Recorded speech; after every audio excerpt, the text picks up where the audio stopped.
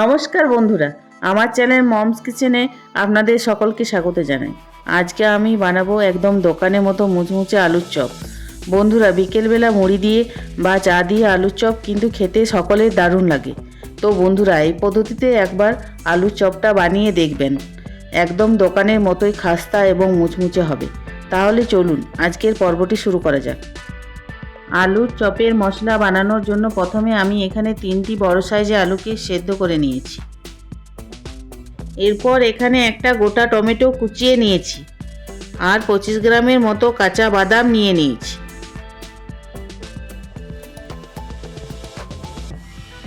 দেড়শো গ্রামের মতো কুমড়ো কুচিয়ে নিয়েছি। 3টে কাঁচা লঙ্কা আর সামান্য ধনেপাতা কুচিয়ে নিয়েছি।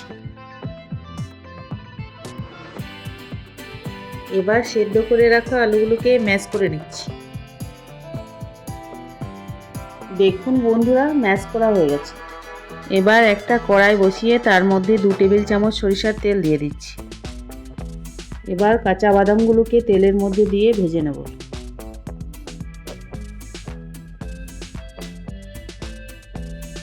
দেখুন ভালোভাবে ভাজা হয়ে গেছে, এবার তুলে নিচ্ছি।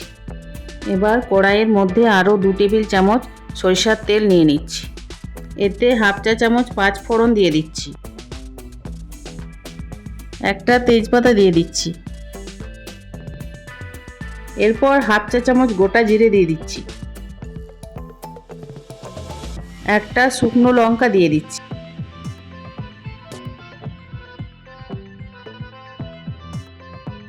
এবার কুচিয়ে রাখা কুমড়োটা দিয়ে হালকা ভেজে নেব। এরপর স্বাদ মতো নুন দিয়ে দিচ্ছি। এবার হাফ চা চামচ চিনি দিয়ে দিচ্ছি। এরপর কুচিয়ে রাখা টমেটো আর 3টে কাঁচা লঙ্কা কুচিয়ে দিয়ে দিচ্ছি।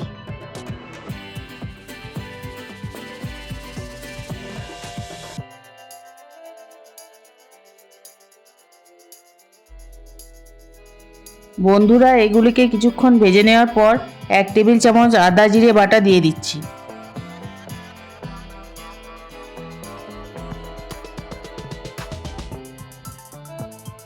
মশলাটাকে ভালো করে কষিয়ে নেওয়ার পর এবার এর মধ্যে দিয়ে দিচ্ছি 1 চা চামচ সবজি মশলা। তারপর দিয়ে দিচ্ছি 1 চা চামচ কাশ্মীরি লঙ্কার গুঁড়ো।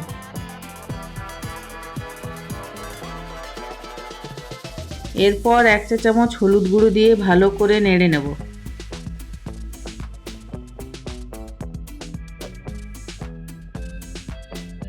দেখুন বন্ধুরা, মশলাটা ভালোভাবে ভাজা হয়ে গেছে। এবার এর মধ্যে ম্যাশ করে রাখা আলুটাকে দিয়ে দিচ্ছি। এবার আলুটাকে মশলাটার সাথে ভালোভাবে মিশিয়ে নেব।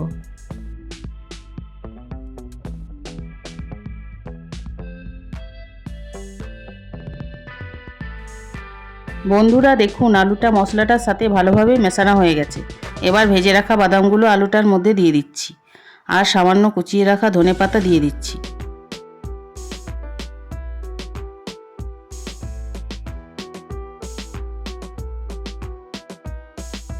দেখুন বন্ধুরা, মশলাটা পুরোপুরি রেডি হয়ে গেছে।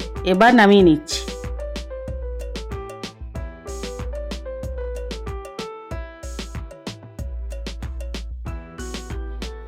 এবার একটা পাত্রে 2 কাপের মতো বেসন নিয়ে নিচ্ছি।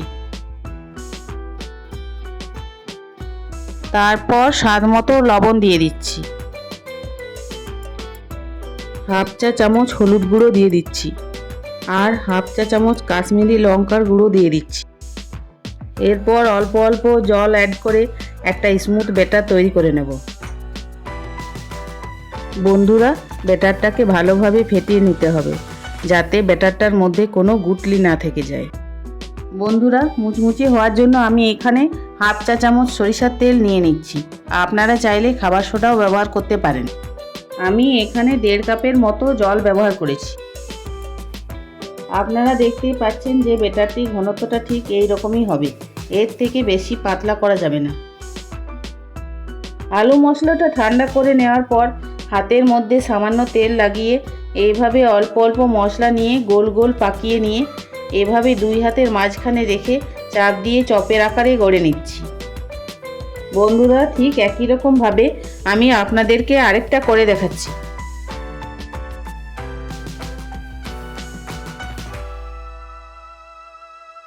দেখুন সব চপগুলো গড়া হয়ে গেছে। প্রথমে আমি এখানে চপগুলোকে ভাজার জন্য 2 কাপের মতো সাদা তেল গরম করে নিচ্ছি। এরপর চপের আলুগুলোকে একটা একটা করে নিয়ে ব্যাটারটির মধ্যে ডুবিয়ে নেব। তারপর একটা চামচের সাহায্যে ভালোভাবে বেসনটা লাগিয়ে নেব।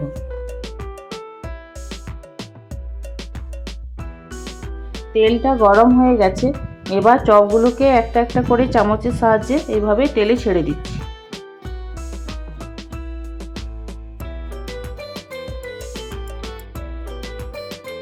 ফ্লেমটাকে মিডিয়ামে রেখে চপগুলোকে ভালোভাবে ফ্রাই করব।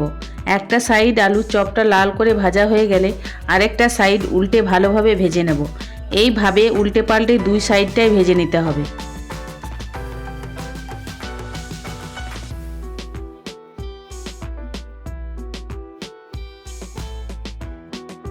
দেখুন বন্ধুরা, চপগুলো ভালোভাবে ভাজা হয়ে গেছে।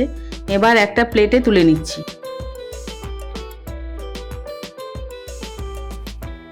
তো বন্ধুরা, এই রেসিপিটি যদি আপনাদের ভালো লেগে থাকে তাহলে অবশ্যই একটা লাইক করে দেবেন এবং চ্যানেলটিকে সাবস্ক্রাইব করে দেবেন।